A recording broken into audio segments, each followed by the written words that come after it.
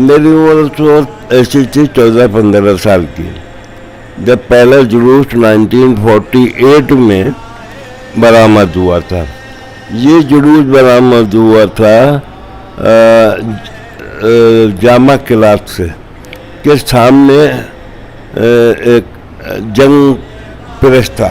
ऊपर एक फ्लैट में एक अमरोहे के साहब रहते थे। पहला मुहर्रम आया था और उसमें मैं भी बच्चा था, छोटा था, लेकिन मुझे भी रोना आ रहा था, जज्बाती हो रहा था। कहाँ ऐसे शानदार जुलूस वाले थे और अब कुछ भी नहीं है। तो जो बुजुर्ग लोग थे 40-45 साल की उम्र के, उनके जज्बात तो और कहीं उससे ज़्यादा वो थे। मैं आपको बता नहीं सकता कि उस वक्त क्या हालात थे। भाई यासीन मरून थे, उनके यहाँ कुछ बंदोबस्त हुआ खाने पीने का, नान और नोकदावा एक सालन होता है चने की दाल का, वो रोटियाँ वहाँ पे वो मिली लोगों को, वो हुआ। वहाँ से फिर महफिल ईरानियान में पहुँचे। वहाँ पे ईरानियों की अंजुमन थी। उन्होंने इतना बेहतरीन कहवा पिलाया, से ज़ियाफ़त थी कि सारी दिन भर की थकान दूर हो गई थी। बड़ी बेहतरीन मेहमानदारी उन्होंने की।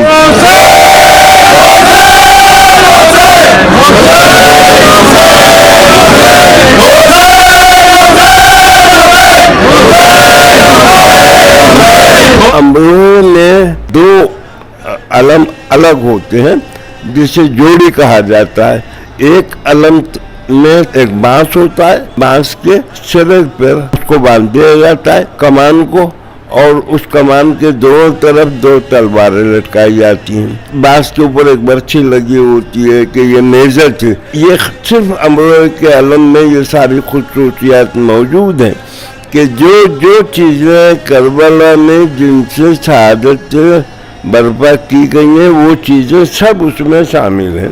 12 इमाम और ईरानियान इमाम बारगाह पर इन अलमों को देखें, एक ही कलम पर 1-1 लाख रुपए के हार चढ़े हुए होते हैं। अच्छा, दूसरा अलम सफ़ेद होता है और उसके ऊपर सुर्ख रंग डाला जाता है। ये इजहार है कि करबला में अलम सफ़ेद गए थे और वहाँ से जब वापस आए तो उन पर खून के धब्बे थे। उसके ऊपर एक मशकीज़ा भी लगा हुआ होता है अलम के ऊपर। मशकीज़े का मतलब ये है कि बीबी सकीना ने हज़रत अब्बास से पानी मंगाया था, तो वो मशक लेके गए थे, वो मशक खाली आई थी, उसके ऊपर तीर मार के वो बहा दिया था। अच्छा, ये जो तलवारों वाले अलम होते हैं, इसकी जो लकड़ी होती है ये काफ़ी लचकदार होती है। हाँ, इसकी क्या वजह है? जिस लकड़ी से या बांस से अलम तैयार किया जाता है, उसको जब वो अलम की शक्ल में बांस आ गया तो उसको बांस नहीं कहते,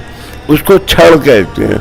और अहले सुन्नत बयान भी छड़ी कहते हैं उसको। और जब वो छड़ियों का जुलूस भी उनसे भी वो एक बरामद करते थे, अमरोहे में अब भी होता है छड़ियों का जुलूस। तो वो छड़ जो है वो इतनी उसमें लचक होती थी कि जो बिजली के तार होते थे उनको उसको जरा सा झुकाया, अलम को उसमें हुनर होता था, एक टेक्निक थी कि उसको जरा से झुकाया, तार के नीचे से अलम निकल गया, फिर सीधा कर लिया। और उसको हर कोई नहीं उठा सकता, इसलिए कि लचक इतनी होती थी कि जब उसमें हर तो उसको संभालना मुश्किल होता था।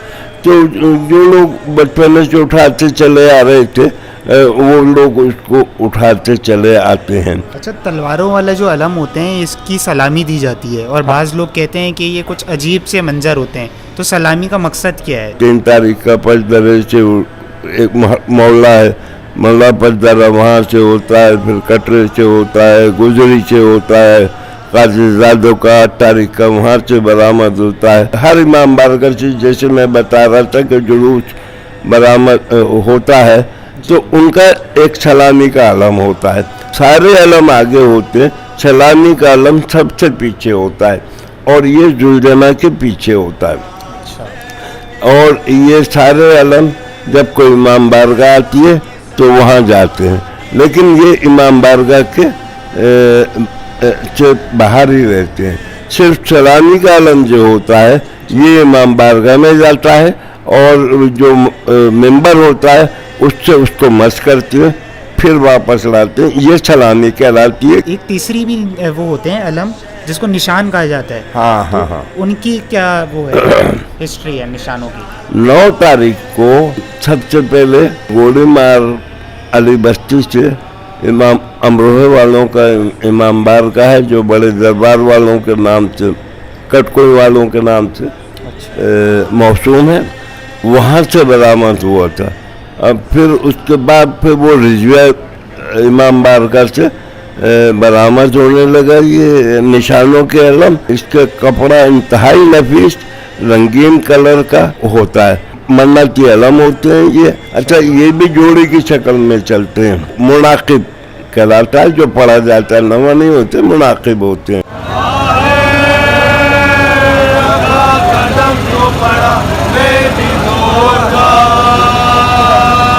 پوری کربلا ہر چیز دکھاتے ہیں اس میں. یہاں تو نہیں ہے، وہاں امروہے میں کہ پہلے وہ اونٹ چلتے ہیں، پھر تربتیں ہوتی ہیں، پھر علم آتے ہیں. علم کے بعد تابوت ہوتا ہے، پھر زلزلہ ہوتا ہے، اور زلزلہ کے بعد پھر دورہ ہوتا ہے.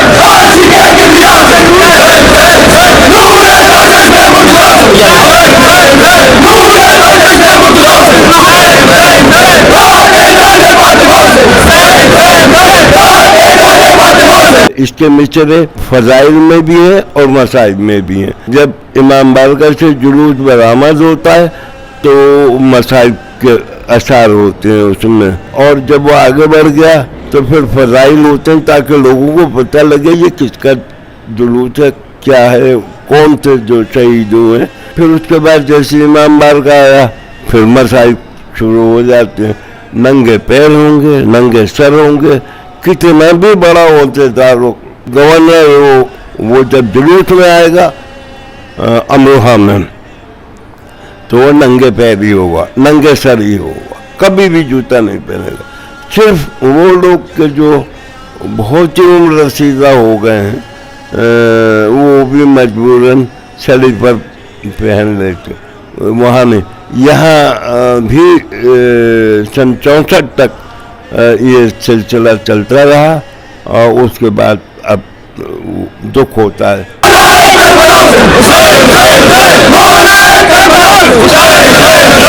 آرٹ کے جلوس کا جو روٹ ہے وہ کیسے طے ہوا اور کن لوگوں نے ڈیسائیڈ کیا کہ یہ اس مقررہ راستوں سے ہوتا جائے گا؟ عجیب و غریب امروہہ والے ہیں، کام بانٹا ہوا ہے.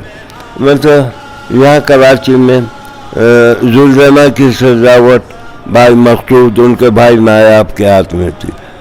وہ ان کا کام صرف زلزلہ سجانا تھا. تابوت کا کام اعجاز حسین کے ذمہ تھا اور ہاشم کے ذمہ تھا.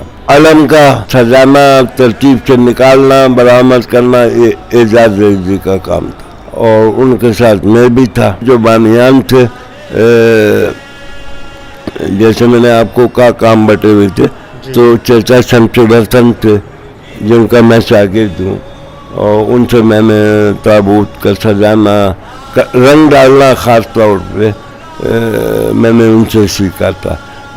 جو علم پہ رنگ ڈالا جاتا ہے وہ اس طرح سے ڈالا جاتا ہے کہ یہ پتہ لگے کہ وہ بہتا ہوا خون نظر رہا ہے. جو کچھ انتظامیہ کے لوگ تھے جیسے فائنینسر تھے، بھائی حسین صادق تھے، بھائی سترین صادق تھے، بھائی عروج الحسن تھے، چچا معاون اس میں تھے، تعاون میں چچا ظاہر الحسن تھے، مخیر تھے، یہ بھی سپورٹر تھے. یہ ان بانیان کے ساتھ مجھے شرف حاصل ہے کہ میں معاون کارکن تھا، اور اب میں اس گروپ میں سے، ان لوگوں میں سے، ان کارکنان میں سے اب صرف میں باقی ہوں.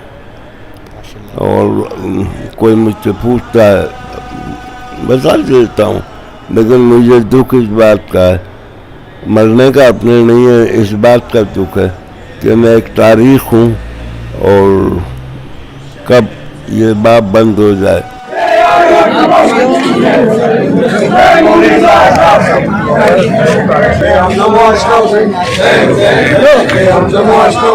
मखसूस इमाम बारगाह जो है वो अमरोहे वालों का वो अली बस्ती में है, फिर अंचोड़ी में ब्लॉक 20 में एशिया के लेवल का इमाम बारगाह जो इंतहाई काबिल जीद है, उसमें बहुत काम है, बहुत काम किया है वहाँ की इंतज़ामिया ने, मासूम हैदर ने